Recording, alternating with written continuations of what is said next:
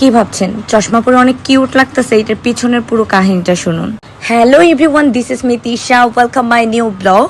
সবাই আমার ব্লগ দেখার জন্য অপেক্ষায় থাকেন। চলুন, আজকের ব্লগটা হবে আমার চশমা চোখ এটা নিয়ে। মাঝে মাঝে আগে চশমা ইউজ করতাম, বাট ওইভাবে পাওয়ার ছিল না, খুব অল্প পাওয়ার ছিল, বিকজ অনেক সময় আমার লাইটে থাকতে হয় অনেক কাজের জন্য। সামনেতে তো নতুন বিজনেস শুরু করছি, এটা অ্যানাউন্স অনেক আগেই করেছি, তারপর আবারও বলছি, যারা আমার শাড়ি পছন্দ করেন আপনাদের জন্য আমি আমার স্টকে সব শাড়িগুলো নিয়ে আসতেছি। অবশ্যই যেটা পছন্দ হবে অবশ্যই আপনারা অর্ডার করতে পারবেন আমাদের পেজ থেকে। সারপ্রাইজ কর ফুপির কাছে রেখে আমি আর নীলা বের হয়ে গেলাম, বিকজ আমার পাওয়ারটা বসা নিতে হবে। পাওয়ারটা বসানোর আগে আমি আরেকবার এই আঙ্কেলের এখান থেকে আমি চোখটা পরীক্ষা করছি, বিকজ আমার চশমার পাওয়ার আগে থেকে ডক্টর দিয়ে দিয়েছে, তারপর আমি আবার ইচ্ছা করে পরীক্ষা করলাম যে কি অবস্থা। তবে একই পাওয়ার চলে আসছে, যেটা ডক্টর দিয়েছে আঙ্কেলটাও সেম পাওয়ারের কথাই বলছে।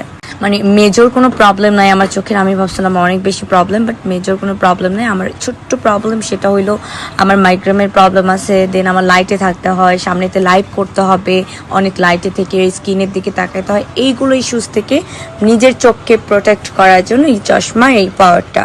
তো তারপর আমি দেখছিলাম আমার কোন ফ্রেমে আমাকে সুন্দর লাগবে, যেহেতু পাবেল খুব ব্যস্ত ছিল, যাইতে পারে নাই। সো এটাও আমাকে অনেক ভালো লাগতেছিল, বাট আমার প্রথম থেকে ইচ্ছা ছিল পার্পলের মধ্যে কিছু একটা নেবো। আমি পার্পেলই নিয়েছি। ফার্স্ট যে ছবিটা ছিল ওইটা পার্পলের মধ্যে ছিল চশমাটা। আর আঙ্কেল এত বেশি অমায়িক, আমাকে তো আম্মা আম্মা ছাড়া কথাই বলেন। আমার যে কোনো প্রবলেমে, আমার সানগ্লাস লাগুক, চোখের প্রবলেম, চশমা লাগুক, পাওয়ার বসানো লাগুক, একটু যেটা আমি আঙ্কেলের এখান থেকে করে নিই।